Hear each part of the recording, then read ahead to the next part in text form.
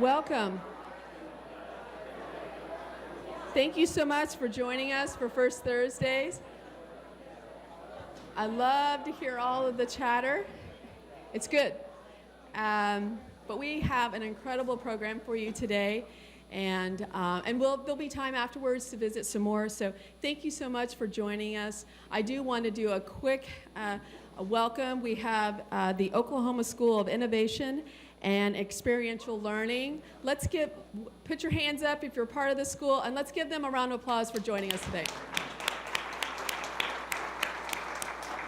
I think several have done some interesting research as well as monitoring some of our streams here for us. So take a moment to introduce yourselves to them as well. So we're glad they're here with us. So First Thursdays, we meet the first Thursday of every month to bring to you different topics around sustainability.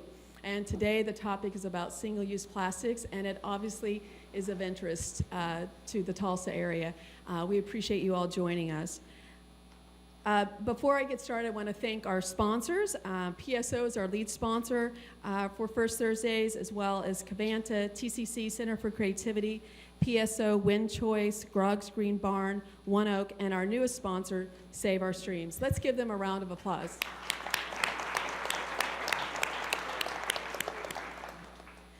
I also want to thank my board members that are here today. Matt Newman, no longer with Cavanta, but with One Oak. New change there. Thank you for being here. Oh, yeah. Also, Stephanie Cameron, giveaway with Aon there, and Mike Lemus with TCC. Also want to give a thank you to my staff, Sandy Sloan, Jill Maud, and Sarah Hicks back there in the back, and our volunteer, Julie Skye. Let's give them all a thank you for being here today. Just a reminder, we do compost for First Thursdays back there with Full Sun Composting. Natalie, are you still here? I saw you join us for a second. She'll be our next actual guest speaker for First Thursdays. We're going to be talking about food waste with Full Sun Composting.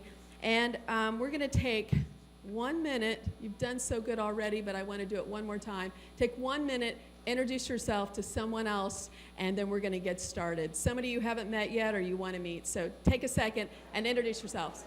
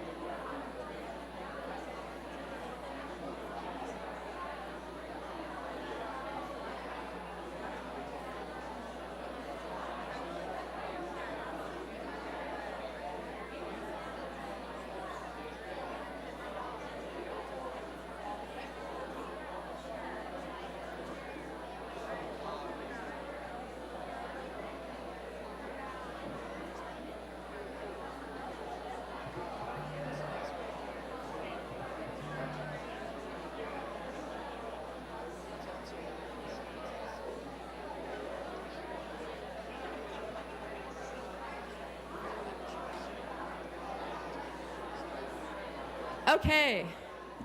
Thank you so much. I love how friendly you are. So another quick announcement. Again, we will be at the Tulsa County City Library for food waste, and that will be in another location at the library downtown here. So just want to make sure you make a note of that. That will be there this next month. And I want to give Mike Lemus just a second to tell us about one of the events coming up in February. Thank you, Corey. Good afternoon. Wow, what a great looking group. Can I get a picture of this group? Let me just, ready? 1, 2, 3, smile. Fantastic, you guys are great. Mike Lemus with Tulsa Community College, also a board member of Sustainable Tulsa. I'm pleased to talk about our TCC's fifth Sustainability Conference to be held February 20th in this very room from 9 to 3. And our keynote speaker will be Megan Vey Zonheiser, Executive Director of the Association for Advancement of Sustainability and Higher Education. We'll have 14 separate breakout sessions on a variety of topics that will interest many of you. So please check it out on tulsacc.edu/sustainability. Also, it's on this flyer around the room. We have some more up front. There are details on the conference, the schedule, an opportunity for you to sign up, register if you wish, not mandatory, an opportunity to order food as well. We will have 6 different higher education entities presenting on that day, including ORU, John Korstat in the back, kind of coordinating the ORU effort, OSU Stillwater, University of Tulsa, OU Tulsa, TCC, and who am I missing? University of Central Oklahoma. They're a big sustainability operation in Edmond, Oklahoma. So we're real pleased to bring this to you, to our community, free and open to the public. Please stop by if you get a chance. We'd love to see you then. Thank you so much. Thank you, Mike. And the following day, we'll have our next B2B Case for Sustainability series actually at ORU, and it'll be on employee engagement around manufacturing, but really employee engagement when it comes to sustainability. And so we'll be hearing actually from Stephanie Cameron from Aon, we'll hear from Dave Rowland with the Oklahoma Manufacturer Alliance, and Brad Frank from Tulsa Tube Bending. And they're going to be talking about, it really crosses all kinds of industries when it comes to sustainability, and employee engagement are really key components. So please look that up. We'd love for you to join us for that as well. You know, we're growing our scorecard program, which is helping businesses with their triple bottom line. We have 55 companies that are now engaged with us around the scorecard. And if you're a scorecard member, just wave your hand or put your hand up. Quite a few scorecard members in the room. Thank you so much, and several coaches as well. So if you're interested in the scorecard, learning about how to help your business be a more sustainable business and looking at that triple bottom line, visit Sarah Hicks. She's in the back. She's waving. She passed out the sandwiches today. But anyway, if you're interested, she's the person to talk to, and we'd love to have you learn a little bit more about it and maybe join us. Our scorecard work day for our scorecard members, our next one is March 8th, and we'd love to have you join us for that as well. We're trying to make a positive impact here in Tulsa, and so we thank all of our members, all of our sponsors and volunteers helping with that. If you want to be a part of Sustainable Tulsa helping to make that impact around Tulsa being a more sustainable community, join us, reach out to Sandy and Sarah and Jill, and let us know that you're interested. We'd love to have you be a part of what we're doing and supporting that. Just last weekend, Tulsa World did an article about our scorecard program. I think Stephanie and Mike were both listed in there talking about their impact when it comes to sustainability. If you want to learn a little more, it was a great article. We appreciate them doing that for us. I do want to apologize. I have to leave really early today, which is rare for me. I'm presenting at the Good News Summit, which I'm excited to hear about all the other good news that's going on out there. But I thank you so much for being here and your interest in this particular issue. So I want to thank, and Sandy will be wrapping up for us. Thank you, Sandy. But right now, I want to introduce Ann Money for this what we're going to be doing today with the Oklahoma Aquarium. I'm sure you've been hearing about all kinds of issues around plastics in our waterways, and it's actually worse than we thought. And I know we've got lots of other folks here that are engaged with helping to solve that problem. But Ann Money has some really interesting information to share with us. I'm excited to hear what she has to say. She's dedicated her career and education to this research. Upon graduating from George Mason University, she monitored groundfish operations in Alaska and worked with endangered sea turtles in the Atlantic coast and Gulf of Mexico. For the past 18 years, though, she's been the Director of Education and Programs Research at the Oklahoma Aquarium, sharing her knowledge and love about the oceans with 4,000 visitors annually. She is currently working toward her PhD in integrated biology at Oklahoma State University, where she studies the functionality of biofluorescence on coral reefs, both in the coral animal as well as the symbiotic algae within the coral, and loves sharing with children and adults the incredible importance of our planet's healthy oceans and in the environment and the beautiful reef systems. Wow. Let's thank Ann for staying in Oklahoma and sharing with us. Thank you so much.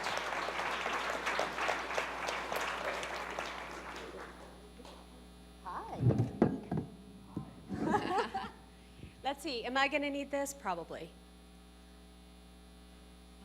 Right here. Thank you guys for coming today. I'm so excited to have so many people come out in the blizzard. Did it snow when you got? I was like, oh, it's snowing.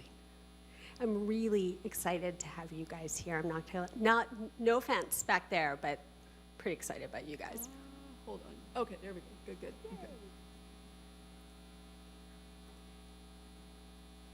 Okay, so yes, I'm at the Oklahoma Aquarium, and we teach about a lot of different subjects. We want people to feel the wonder and the awe about the ocean like we do. And I will go into this saying, some of it is a little bit sad, and it seems like maybe what I'm saying is not uplifting, but wait till I get to the end, okay? I promise it'll get better, I promise. But I want you guys to have all the facts about what is going on with ocean plastics, which don't start as ocean plastics, but become ocean plastics. So let me give you a few facts about plastics themselves.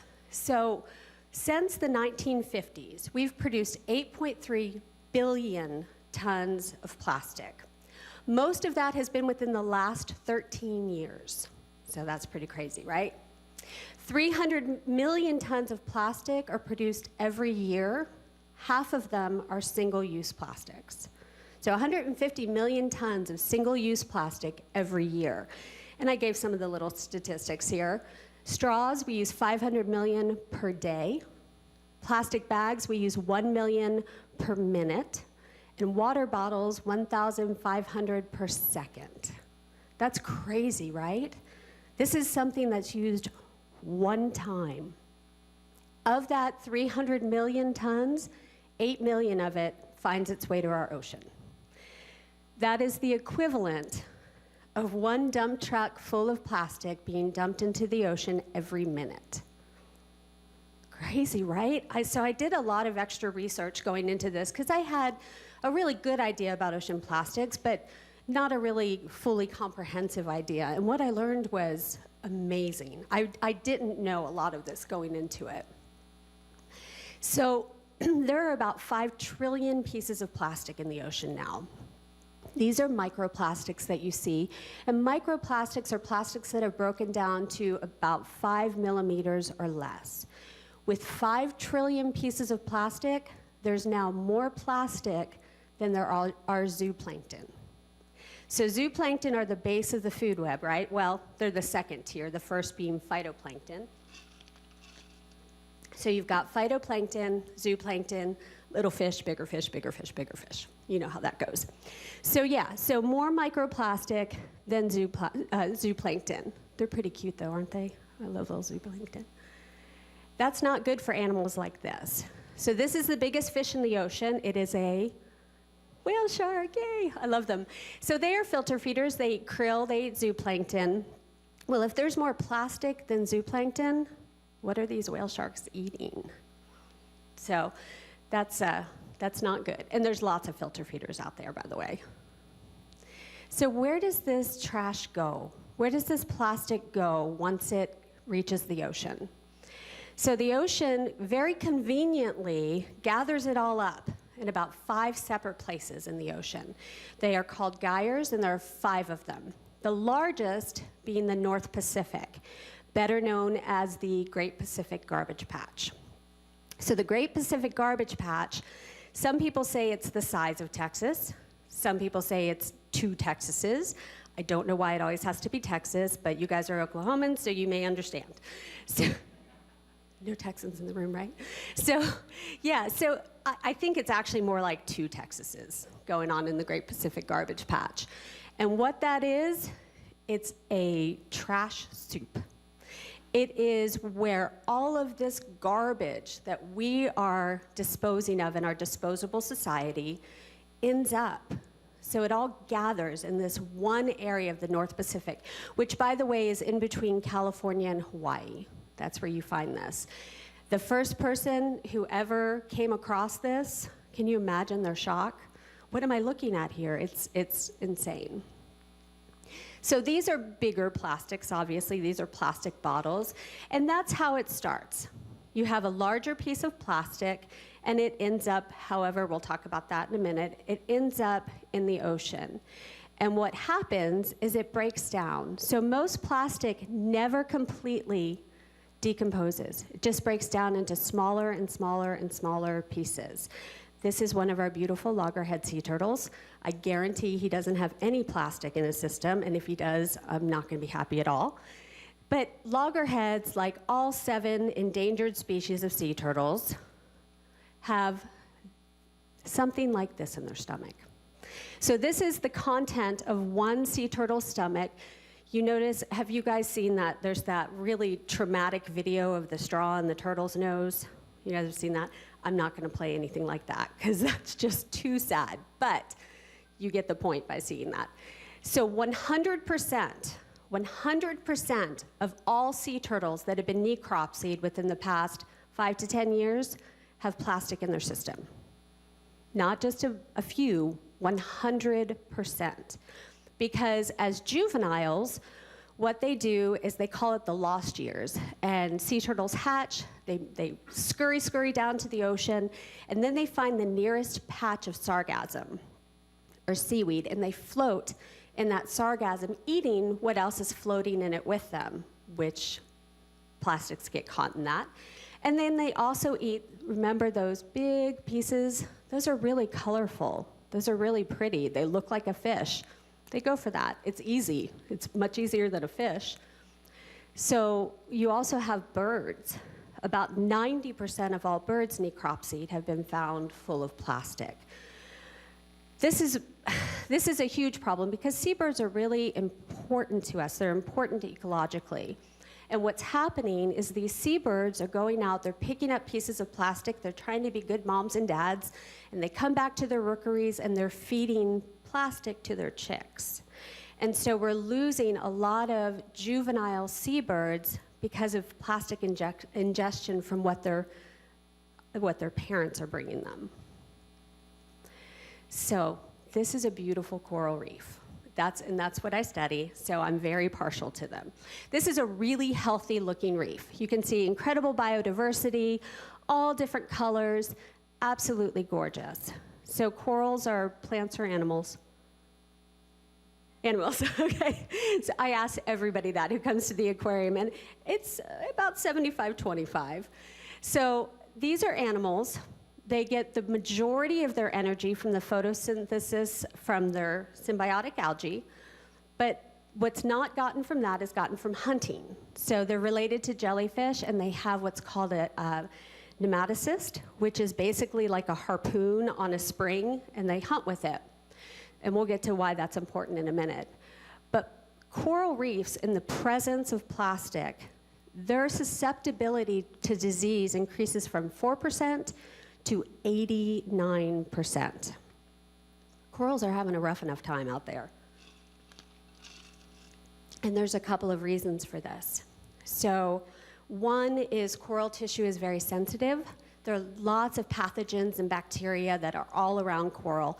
So if these little pieces of plastic abrade that tissue, it allows entry for those pathogens, right? So we don't want that. But they've also shown that coral just being in the vicinity of the plastics is hard on them. It increases their susceptibility. Because what happens is as those plastics break down into smaller and smaller and smaller pieces, they are releasing the chemicals that were used to create them, many of which are very toxic. So you have a lot of heavy metals. You have cadmium, you have zinc, lead, mercury, of course. You also have BPAs, BSAs, phthalates, all of these things that are used to make a certain thickness to the plastic. The BPAs, BSAs have been shown to be hormone disruptors. So they affect reproduction, they affect growth, the way that you grow. Cadmium, benzene, or in styrofoam, those are known carcinogens. So what's really kind of interesting to me is that we don't fully know what the effects of these are yet. We really don't know.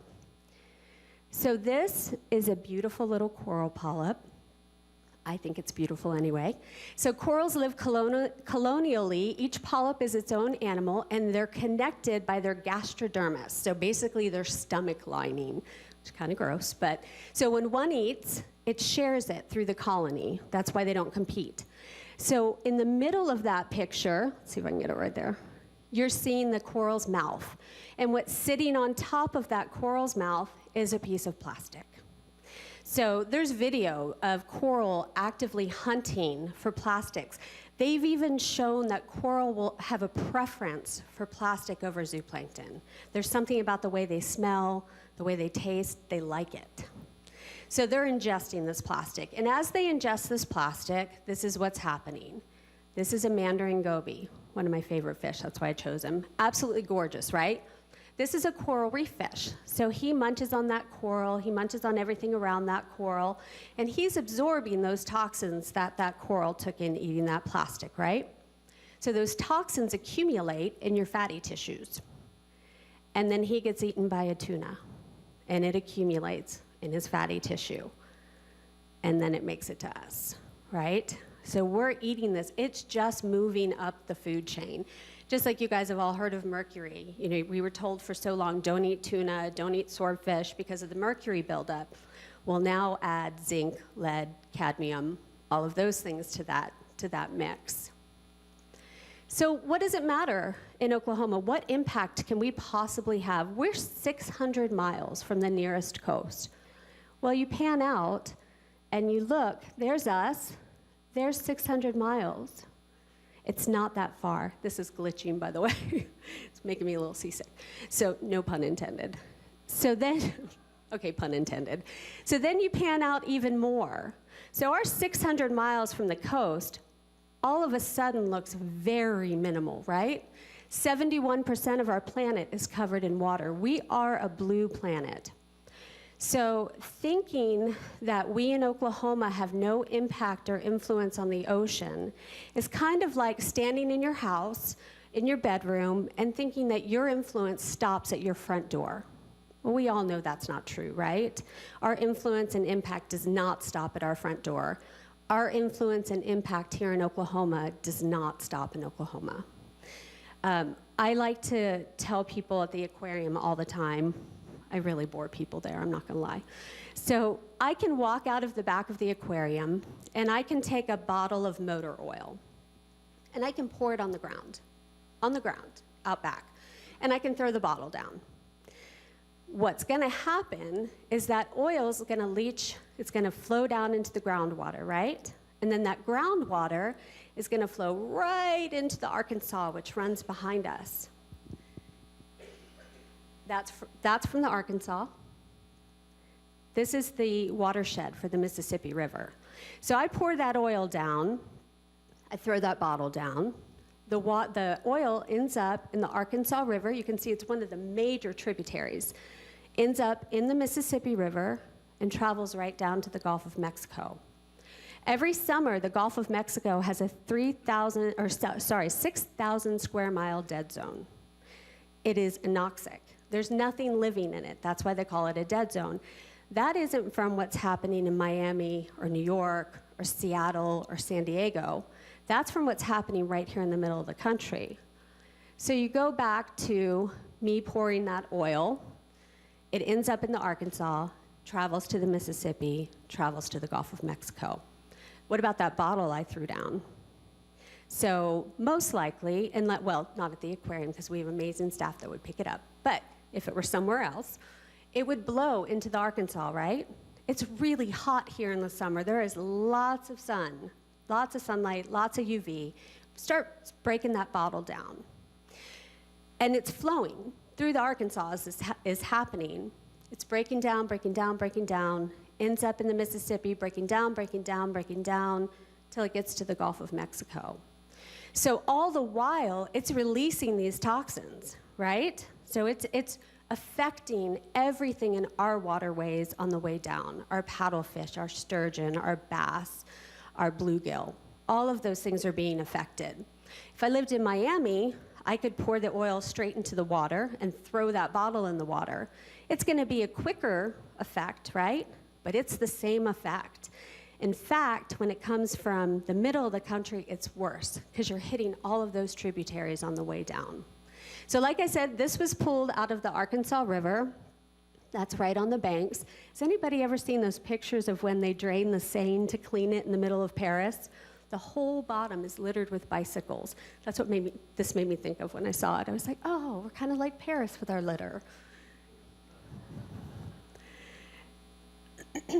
So, again, our impact. So here's a riverfront. What's really amazing to me is that we think of ocean debris and ocean plastic as coming from the ocean. So it used to be fishing nets, fishing line, things like that comprised most of the plastic debris that you would find in the ocean. Now, 80% of all marine plastics come from land. They travel down by river. They travel down by creek, by stream. That's how we're ending up with so much plastic in the ocean. It's not coming from ships at sea. It's coming from us.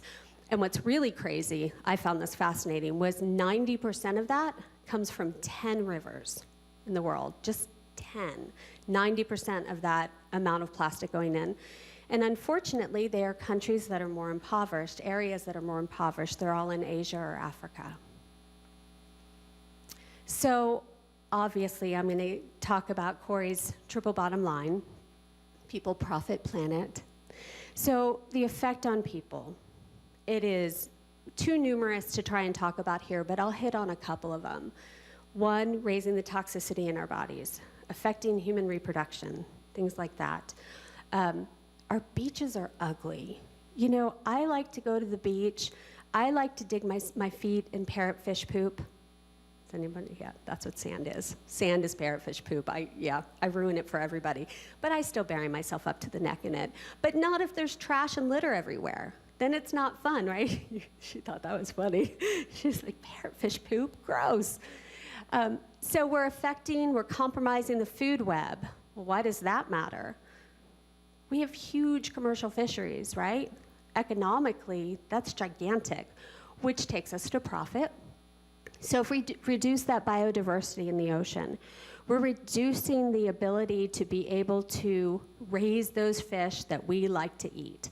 So if we crash commercial fisheries, it is horrible for the economy, but even more so, 40% of this planet gets most of their protein from fish.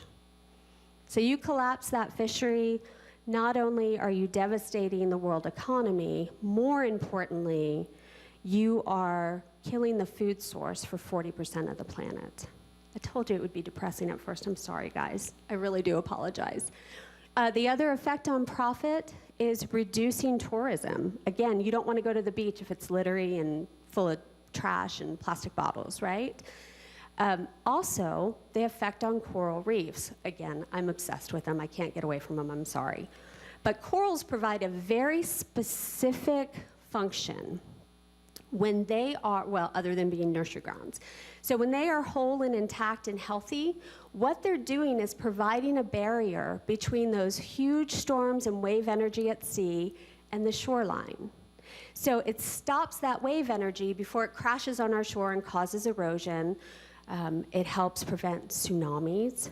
It helps prevent all of these things that we're seeing happening in these coastal areas. That's a big deal. I've heard the value in the trillions annually. Most people will say 800 million, and so that's typically what I said, but I've read up to $16 trillion are what coral reefs are worth to us annually as humans. So the planet, that's an easy one. I mean, we're adversely affecting the health and diversity of 71% of our planet. I know that a lot of us are very, land-based, earth-based. That's the way we think, because this is where we live. This is our habitat. But we're just a tiny, tiny part of it. So in order to look at global health, we have to look at ocean health. And we can start, there's such an easy way to start, and that's single-use plastics, right? But of course, it's more complicated than that. So in the 50s, when plastic production started really increasing, sorry, I have to drink water when I talk. So when plastics were really increasing in numbers, the impetus was on us as individuals to curb that, to curb the pollution, to curb the litter. You remember the Keep America Beautiful. Well, some of us maybe remember the Keep America Beautiful slogan. So it was our job to make sure that everything was taken care of, right? And that's great. It should be our job. It is our responsibility as individuals to make good choices, to make sure that trash ends up in a bin, to recycle our bottles, not then, but now. But it's still on us, right, as individuals. No dumping, this drains to the ocean. That was a great campaign, because most people didn't realize that they would change their oil in their driveway and just let it go right into the storm drain, which goes right into the Arkansas, right into the Mississippi. You get the point. Still, impetus is on us. It is us as individuals that have to make that choice not to pour that oil down. So how do you increase that? How do you move up our web, our economic web? Because I think I'm probably preaching to the choir to everybody in this room that yes, as individuals, we are not going to use throwaway plastic utensils. As individuals, we're going to take our cloth grocery sacks to the grocery store, and let's be honest, about 1 in every 3 times, right? Am I alone with that? And I'm like, I've got a trunk full of bags. What am I doing? So I go to Aldi, and then I have to bring my bags. So, but there are cities and countries that are taking huge initiatives, which is fantastic. I think France was the first country to completely ban plastic cutlery, plates, water bottles, and bags. That's really cool. And if you think about it, that's kind of the way it has to be, because if we do it municipality by municipality, the message is amazing. So the message that we're sending you guys, that we're sending the public as a whole is this is worthwhile, this is important. However, you have your big box stores, right? And so they have products that are manufactured and packaged in other countries, China, and they ship that to their stores around the world. So if Tulsa bans single-use plastics, that would be amazing. However, I don't know that that big box store is going to stop producing, manufacturing, and packaging that product that way because just Tulsa decided. You see what I'm saying? It has to be on a higher scale federally. It has to be like a France or Rwanda. I had no idea. Rwanda is going completely zero carbon footprint by 2025 or something like that. They've already banned single-use plastics. I was thrilled to hear that. So this is in Oregon, and this is a fantastic idea. So if you're as old as me, you remember, which you guys probably didn't even know we ever did this. You could take your glass bottles that you bought, like your soda bottles, and you could take them back to the store and get money back for them. I mean, it was really cool as a kid when I wanted an ice cream cone and someone littered with their glass bottles, because, man, I would pick them up and I'd go get the money for them because they're not going to return them. So this is a plastic redemption system. And so this is where you can bring your plastic bottles and you turn them in and you get money back.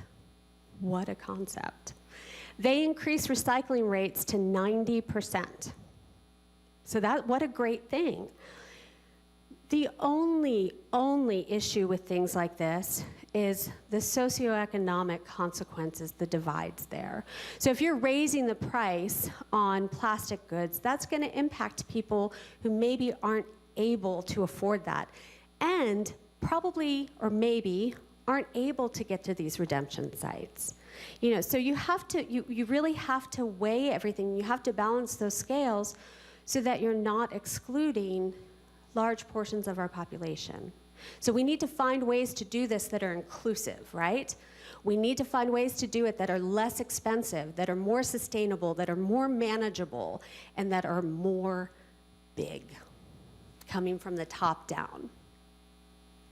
So ocean cleanups, remember I told you the ocean conveniently gets it all together for us.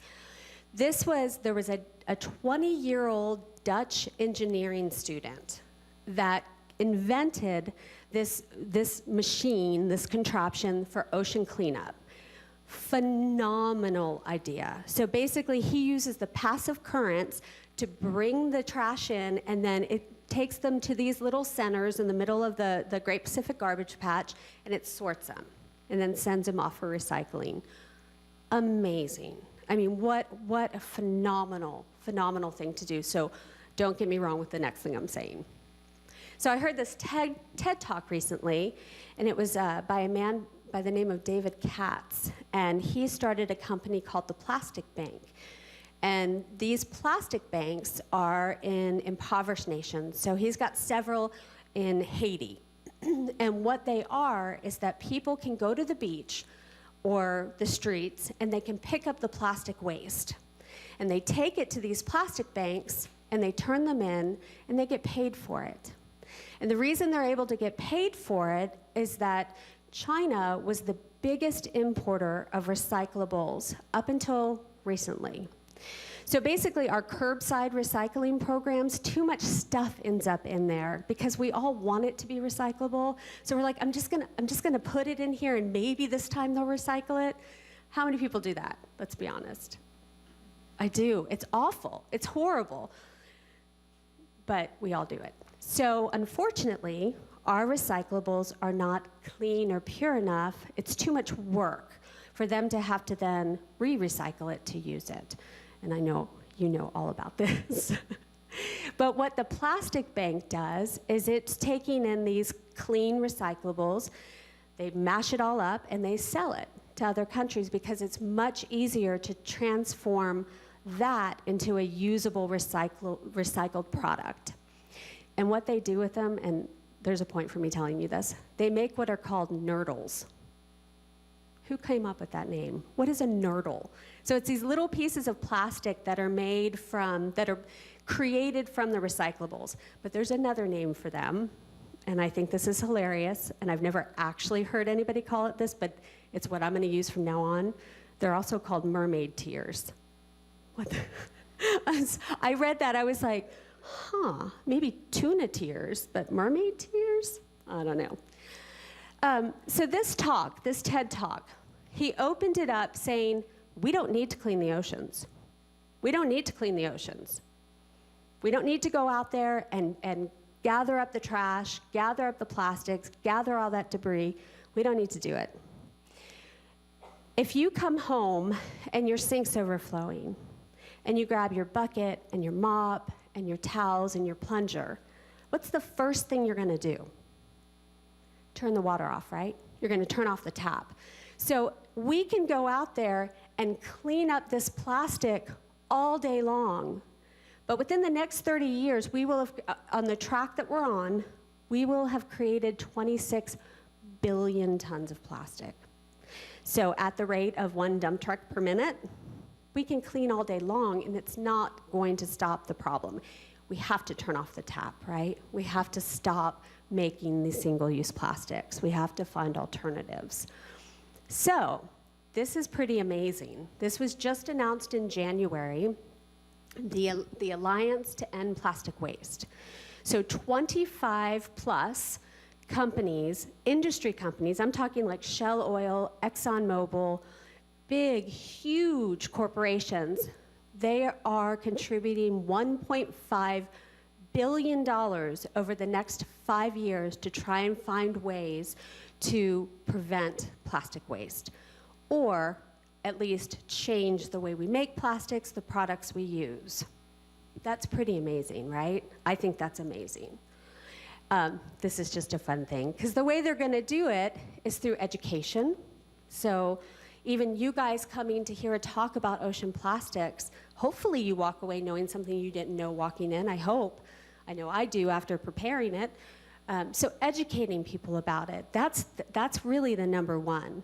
And then innovation, finding new materials. So right now, cellulose can be used to package things completely biodegradable, but it's more expensive, right?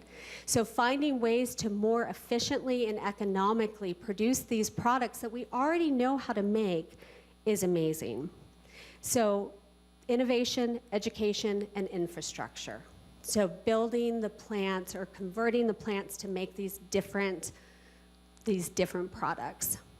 So I want to end it with this beautiful reef, because again, obsessed with reefs. This is the Heart Atoll in Australia, and it is a very healthy, beautiful reef system.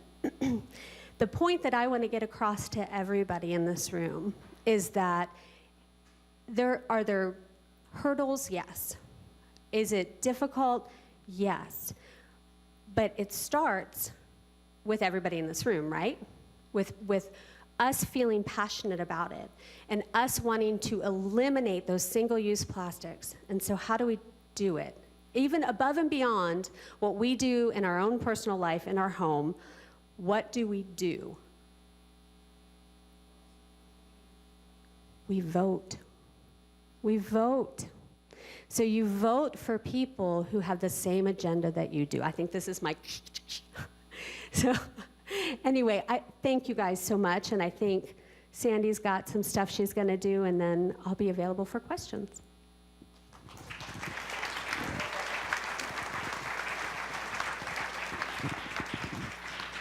Thank you, Anne. I know that was a very powerful presentation by Anne, and I know you have a lot of questions. But first, we want to do a really quick pass the microphone to hear from our booth presenters, because they also have a lot of good information about plastics in our waterways and the ocean. So we're going to give them each 30 seconds to introduce themselves. Hi, my name is Andrea Leach, and I'm the Chief Marketing Officer at the Oklahoma Aquarium, and this is my first gathering here, and so I'm really happy to be here and hear about the sad but hopeful story that Anne shared today. Hi, my name is Bryce Davis. I'm with the Met, the Metropolitan Environmental Trust. This is Graham Brandon, our esteemed director. We have several recycling centers in and around Tulsa, so in the bordering communities, Bixby, Broken Arrow, etc. We've got a lot of good info up here. Come and see us. We've even got our own nurdles. Mermaid's tears. And if you're really interested in supporting this, think about these couple of terms. You can Google them or come ask us about them afterwards. The circular economy and closing the loop. Very important.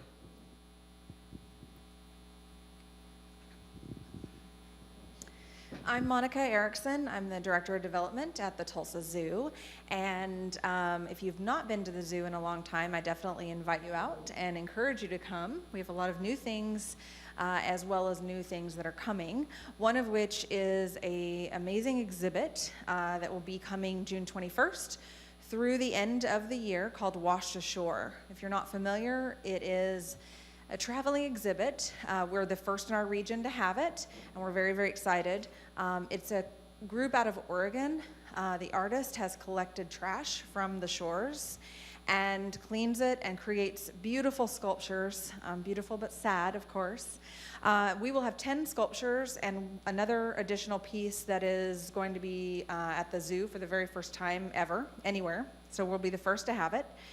It'll be spread throughout the entire zoo, and it's part of your zoo admission. So by coming, you'll get to see it from June 21st through January of 2021, or 2020, sorry. so confused on my ears. But please come out and see us. It will give you a very good indicator of what is found on the shores and all the pieces of plastic that I think we take for granted and throw away. I've learned a lot so far and definitely encourage you to come out. And then I'm going to pass the mic to Laura Sams. She does all of our food service and concessions at the zoo, and she'll tell you a little bit about what we've done to reduce our plastics. So at the zoo, we're working on reducing or eliminating all of our single-use plastics. We started out in the gift shop, and we no longer offer single-use plastic bags, but instead offer these cute reusable totes. And on the food side of things, we have switched away from the single-use plastic water bottles and now offer carton water with the plant-based caps. We also have a really awesome souvenir cup program. You can buy one of our souvenir cups for soda or iced tea and bring it back with you for a reduced refill price on all of your future trips to the zoo.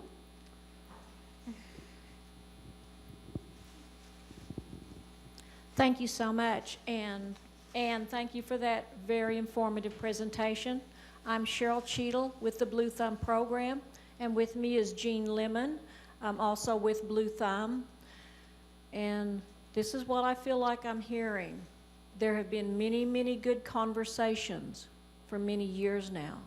It is time to take action. It is time for us to work together.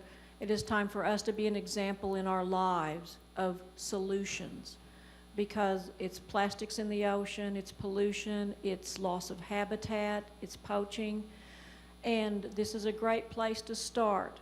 With the Blue Thumb program, you can become a volunteer to be a part of something bigger than yourselves, but I do encourage you this today, if you can. Step up, and if we aren't in contact, step up and give us your name and email address, and one of these little boxes that you can check is send me Save the Earth information. And this is about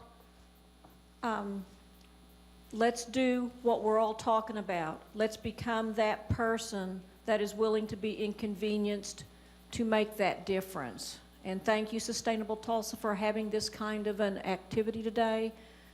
And let's all now take that next step to it's our actions. Thank you. She gets on her high horse there. Blue Thumb is a citizen monitoring program. We teach people how to monitor streams chemically, how to collect the critters that live in those streams, and how to evaluate whether they have a good enough habitat, so we get some idea for what your health is. We're also representing the Crow Creek community, which is working in the city of Tulsa within the watershed of Crow Creek to improve the water quality enough to make it, to take it off the list of impaired waters of the state. Hi, my name is Paige Stalkup. I work with the City of Tulsa's Water Quality Assurance Group, and one of the things we do is come to events like this to talk about the quality of the City of Tulsa's water. It's actually award-winning water. I don't know if you guys knew that. We're very proud of that. But yeah, that message goes hand in hand with reducing single-use plastics, because if you don't trust your tap water, you're going to go out and buy bottled water, stuff like that. So if you have questions, we have information up here. We also have some reusable bottles up here if you guys don't have one already. So that's it.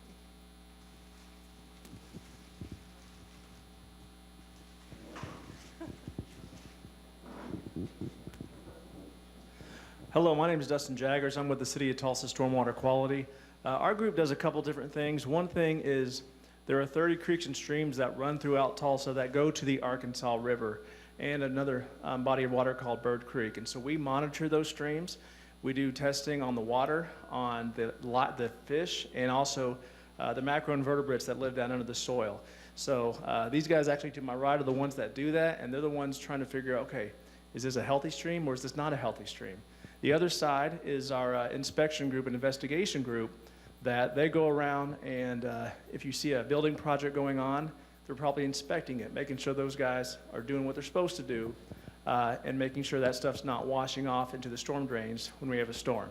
So my title is, by the way, Community Involvement Coordinator, so I do education. I'll go to schools, community centers, neighborhood associations, businesses. So If you're involved in something and you'd like your group to have more information, you can come get my card, and I'd be happy to come and talk to you. Thank you. That should be all of our booths, and you'll have a chance to go around and visit all the booths in a few moments. We also have Liam over here who brought his school project from the Innovation School in Bixby, so take a moment and visit him as well. But I know there's a few questions you have for Ann, so please raise your hand. We have about 3 minutes, and Sarah or Julie will go around with a microphone. Are there any questions? Hi, Dr. Money. Or not yet. Almost. We'll see. But, No pressure. all right. So anyway, so me and a couple other students, we're working with methicillin-resistant Staphylococcus aureus, or MRSA, which is a very important and dangerous disease. And so we've been studying disease for a little bit. So my question is obviously with a lot of these one-time use plastics, these single-use plastics, they touch our mouths and our stuff like that. So there are a lot of diseases like influenza, all of these things that can be spread. So how big of a factor is disease in a lot of killing these fish and organisms in the ocean, and what kind of diseases are we spreading that we need to be aware of? Wow, that's a great question, and I will be honest with you, I don't think I can fully answer that question. I will answer it to the best of my knowledge, but please don't consider this a comprehensive answer. I think that by the time the plastics are broken down and they're in the salt water for that long, where they become the microplastics, I would imagine that disease is not as much of an issue as the actual just toxicity and the physical damage from the plastic itself. But I think that's an excellent question, and it makes me want to go and research it some more. So I think you got my card. Let's research it together and figure out the answer to that. Yes. My question is that if we made our plastic products more reliable, maybe more convenient to use and reuse, do you think that might be able to reduce the amount of single-time plastic use items such as plastic bags and water bottles? Do you think that might be able to reduce it in the ocean, or the amount of it?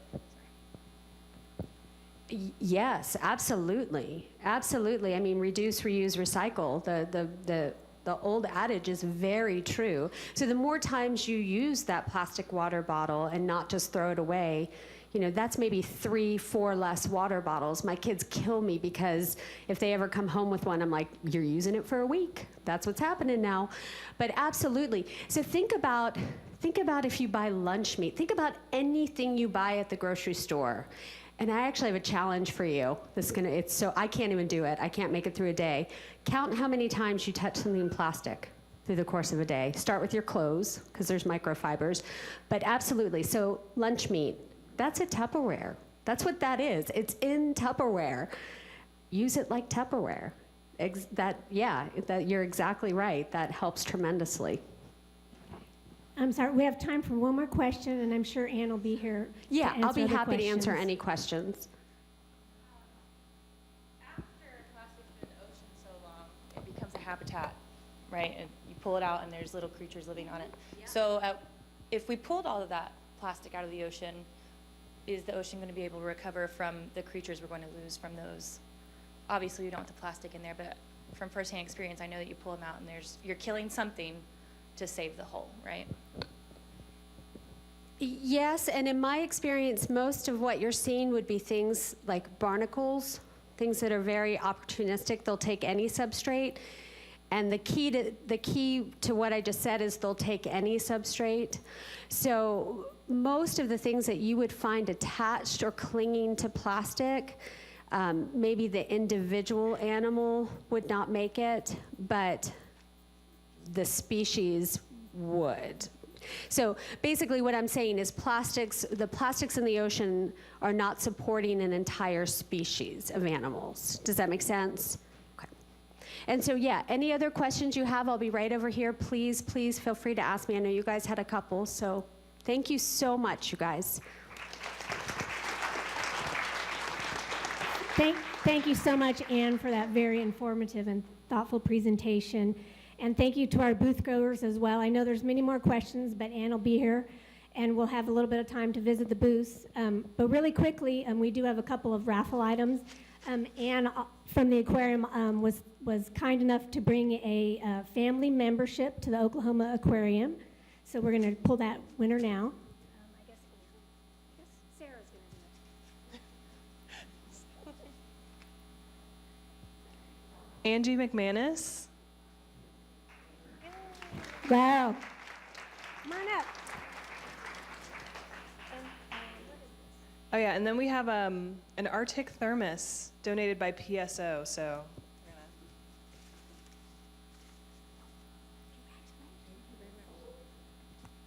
Skip Morgan.